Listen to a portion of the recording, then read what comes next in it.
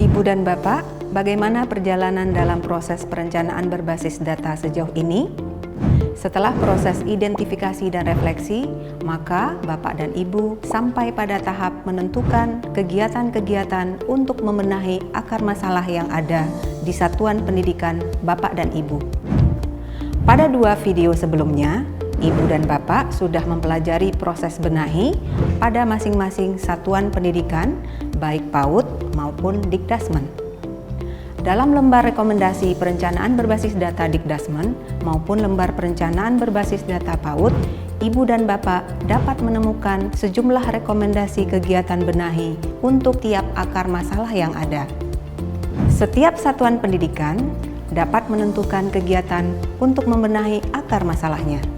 Ibu dan Bapak dapat mengembangkan dan merancang sendiri kegiatan yang dianggap sesuai dengan kebutuhan dan sumber daya yang ada di satuan pendidikan masing-masing. Selain itu, dapat pula mengikuti rekomendasi yang telah diberikan oleh Kemendikbudristek. Yang perlu diingat, setiap satuan pendidikan tidak wajib membenahi semua akar masalahnya sekaligus. Satuan pendidikan dapat memilih satu atau beberapa kegiatan yang direkomendasikan. Satuan pendidikan dapat pula merancang sejumlah kegiatan sendiri di luar rekomendasi. Lakukan secara bertahap sesuai dengan prioritas dan selalu sesuaikan dengan sumber daya yang dimiliki satuan pendidikan. Saat ini, ada 10 rekomendasi kegiatan benahi untuk satuan Dikdasmen dan 6 rekomendasi kegiatan benahi untuk satuan PAUD. Rekomendasi kegiatan ini khususnya berkaitan dengan indikator prioritas yang telah ditetapkan oleh Kemendikbudristek. Jumlah rekomendasi kegiatan dapat terus bertambah dalam perkembangannya. Adapun rekomendasi kegiatan benahi yang ada saat ini disusun berdasarkan sejumlah kategori, yaitu kurikulum, proses pembelajaran peserta didik, pendidik dan tenaga kependidikan. Untuk Dikdasmen, selain terdapat dalam lembar rekomendasi perencanaan berbasis data, daftar lengkap rekomendasi kegiatan benahi dapat Ibu dan Bapak lihat pada dokumen uraian kegiatan ARKAS yang terunduh bersama dengan lembar rekomendasi perencanaan berbasis data. Pada dokumen tersebut diberikan pula tautan ke dokumen yang berisi deskripsi dan sumber pembelajaran terkait masing-masing kegiatan benahi. Sedangkan untuk PAUD, Ibu dan Bapak dapat mempelajari detail kegiatan benahi dari laman Paudpedia.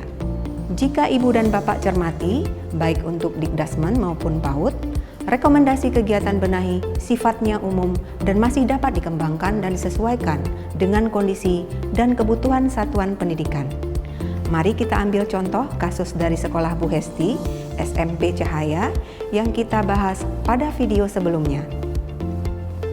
Ibu dan Bapak masih ingat salah satu indikator yang perlu diperbaiki di Sekolah Bu Hesti adalah iklim keamanan?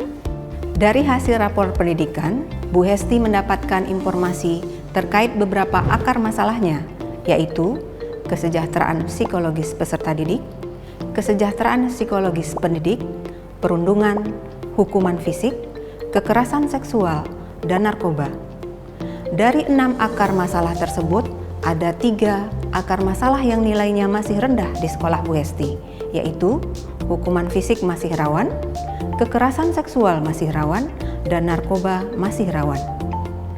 Setelah berdiskusi dengan rekan-rekan pendidik, disepakati bahwa akar masalah yang menjadi prioritas untuk dibenahi adalah terkait hukuman fisik.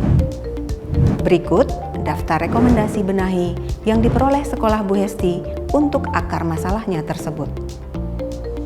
Bu Hesti dan para pendidik kemudian menyepakati untuk melakukan pembenahan melalui pemanfaatan platform Merdeka Mengajar dan pembentukan dan optimalisasi komunitas belajar.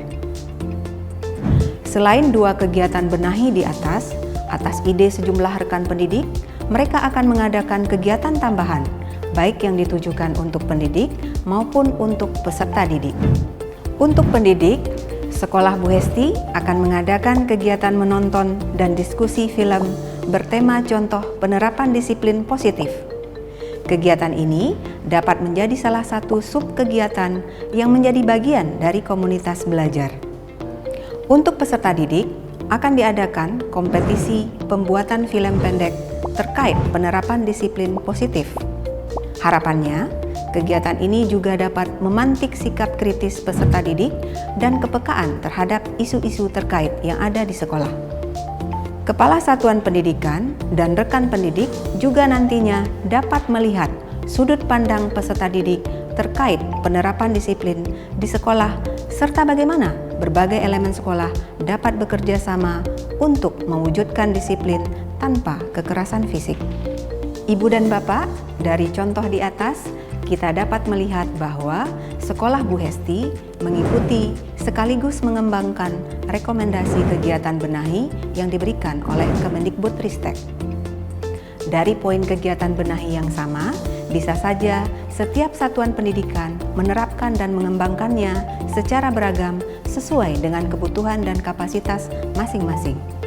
Selamat mengembangkan kegiatan benahi di satuan pendidikan masing-masing.